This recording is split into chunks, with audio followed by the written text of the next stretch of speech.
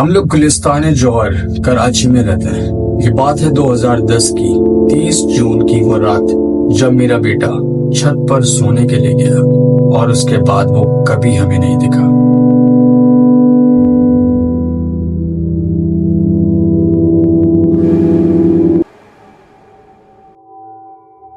السلام علیکم guys, this is Ismail Ahmed Siddiqui and welcome to the scream squad, جہاں پر میں آپ کے ساتھ ہونے والے ہارر اور کریپی انسیڈنٹس کو لوگوں کے ساتھ شیئر کرتا ہوں۔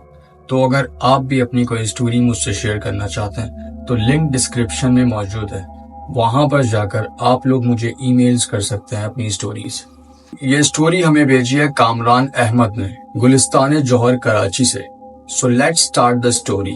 یہ بات ہے 2007 کی، جب ہمیں گلستان جوہر کراچی میں کافی اچھے اور سستے ریٹ پر ایک بہت اچھا فلیٹ مل چکا تھا اور ہم نے فوری طور پہ وہاں پر شفٹ ہونے کا ارادہ کر لیا، اور 2007 کے اینڈ میں ہم لوگ اس فلیٹ میں شفٹ ہو گئے۔ میری فیملی میں میں، میری وائف اور میرا ایک اکلوتا بیٹا شامل ہے۔ ہم 2007 میں اس گھر میں شفٹ ہو چکے تھے اور اس وقت میرے بیٹے کی عمر تقریباً 18 سال تھی اور اس کو چھت پہ سونے کی ایک عادت سی تھی۔ تو ویسا ہی ہوا، ہم شفٹنگ کے بعد کافی زیادہ تھک چکے تھے اور ہم دونوں میاں بیوی نیچے ہی سو گئے، اور وہ روزمرہ کی روٹین کے حساب سے چھت پر جا کے سو گیا اور اس کی یہی روٹین چلتی رہی۔ ایک دن میری وائف نے نوٹ کیا کہ چھت سے کسی کے باتیں کرنے کی آوازیں آ رہی ہیں، اور جب اس نے جا کے دیکھا تو میرا بیٹا سویا ہوا تھا۔ وہ دیکھ کر کافی زیادہ چونک گئی اور وہ یہی سوچ کر واپس آ گئی۔ اس نے کسی کو کچھ بھی نہیں بتایا، اور اس کے نیکسٹ ڈے بھی یہی ہوا اور کافی عرصے تک ایسے ہی چلتا رہا۔ بیچ بیچ میں رک کر چھت سے آوازیں آنا، اور کبھی کبھی ایسی آوازیں آنا کہ کوئی بہت زیادہ ہنس کے کسی سے بات کر رہا ہو، اور یہ چیز کنٹینیوسلی چلتی رہی۔ لیکن میری وائف نے کبھی بھی کسی سے ڈسکس نہیں کری۔ وہ شاید یہ سوچتی رہی کہ اس کو کوئی پاگل نہ سمجھنا شروع ہو جائے، کیونکہ کچھ معاملات ایسے ہو رہے تھے کہ اگر وہ کسی کو بتاتی تو لوگ اس کی باتوں پہ یقین ہی نہیں کرتے، اور یہ سوچ کر اس نے یہ بات تقریباً 6 مہینے تک کسی کو نہیں بتائی۔ ان 6 مہینوں میں اس نے کافی دفعہ یہ ریئلائز کرا کہ چھت پر کوئی ایکٹیویٹی ہو رہی ہے، لیکن وہ جب بھی جا کر چیک کرتی تو میرا بیٹا سویا ہوا ہی ملتا۔ اور ایک دن جب وہ صبح اٹھ کر نیچے آیا تو اس کی طبیعت کچھ زیادہ ہی خراب تھی۔ اس کو کافی تیز بخار چڑھا ہوا تھا اور وہ بنا ناشتہ کیے ہی اس دن سو گیا۔ وہ روز رات میں اوپر جا کے سو جاتا اور صبح اٹھ کے نیچے آ جاتا، اور وہ دن بدن ویک ہوتا جا رہا تھا۔ اس کی حالت پہلے سے کافی زیادہ خراب تھی، وہ ٹھیک سے کھانا نہیں کھاتا تھا اور بخار اس کو کنٹینیوسلی رہنے لگا۔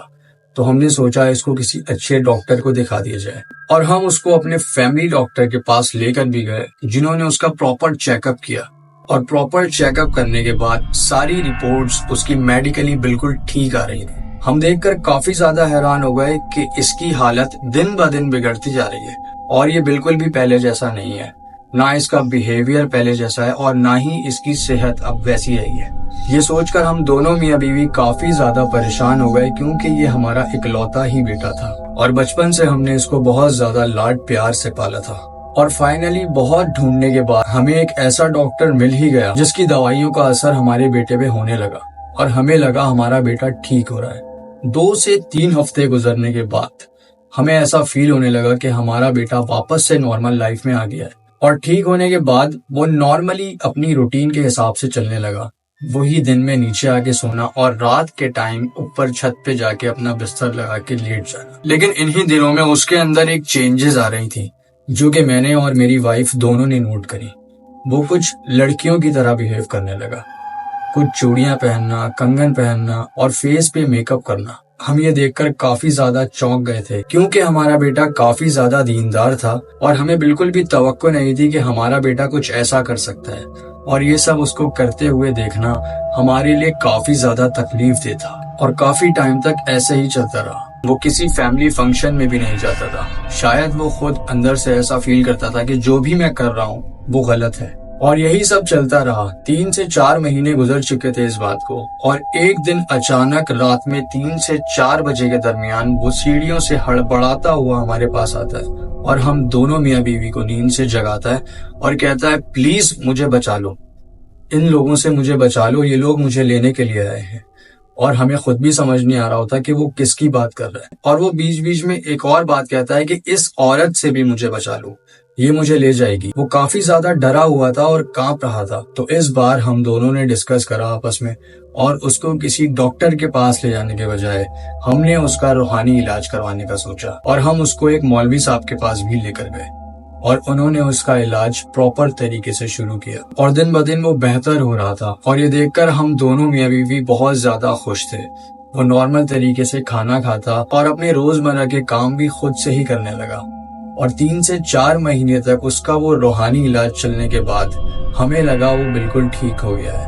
اور مولوی صاحب نے اس کو ایک تعویذ دیا اور ہمیں بتایا کہ اب یہ بالکل ٹھیک ہو چکا ہے، بس یہ تعویذ گلے سے نہیں اتارنا، اور اس کو ہمیں کہیں اکیلا بھی نہیں چھوڑنا، مطلب کہ یہ اکیلا سو بھی نہیں سکتا۔ اور اسی طرح سے کچھ مہینے گزرتے رہے۔ ہم نے اس کو کافی زیادہ آبزرو کرنے کی کوشش کری، اور ہمیں لگا وہ بالکل ٹھیک ہو گیا ہے ان مولوی صاحب کے علاج سے۔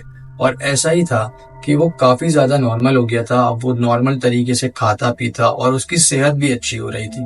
تو ہم کافی زیادہ ریلیکس ہو گئے، اور اس بات کو ہم سب بھول چکے تھے اپنے گھر میں۔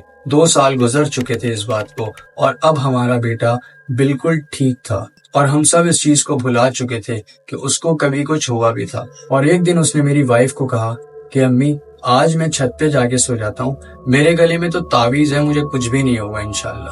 اور وہ چھت پہ جا کے نارملی سو گیا۔ میری وائف نے بھی منع نہیں کیا، کیونکہ کافی ٹائم گزر چکا تھا، اس کو ہم دیکھ رہے تھے نارمل لائف جیتے ہوئے۔ تو وہ اس رات چھت پہ جا کے سو گیا۔ وہ رات تھی 30 جون 2010۔ صبح جب ہم اس کے نیچے آنے کا انتظار کر رہے تھے تو وہ نیچے نہیں آیا، اور کافی دیر گزرنے کے بعد میں نے سوچا کہ میں خود اس کو اوپر جا کے جگا دیتا ہوں، اور جیسے ہی میں اوپر گیا میرا بیٹا وہاں پر موجود نہیں تھا۔ میں نے سارے محلے والوں کو جمع کیا اور ان سے پوچھنے کی کوشش کری کہ شاید انہوں نے میرے بیٹے کو کہیں رات میں جاتے ہوئے دیکھا ہوگا، اور ہم نے پولیس کمپلین بھی کری، کافی زیادہ تفتیش کروائی، اور کافی زیادہ کمپلینز ہم نے ہائی اتھارٹیز کو بھی کری، اور CCTV کیمراز بھی ہم نے سارے چیک کروا لیے، لیکن وہ کسی بھی CCTV کیمرہ میں نہیں تھا۔ نہ بلڈنگ سے نکلتے ہوئے وہ ہمیں نظر آیا، اور نہ ہی کسی نے اس کو دیکھا وہاں سے جاتے ہوئے۔ اور وہ رات جب ہم نے اس کو اوپر جاتے ہوئے دیکھا تھا، وہ آخری رات تھی کہ جب ہم نے اپنے بیٹے کو دیکھا۔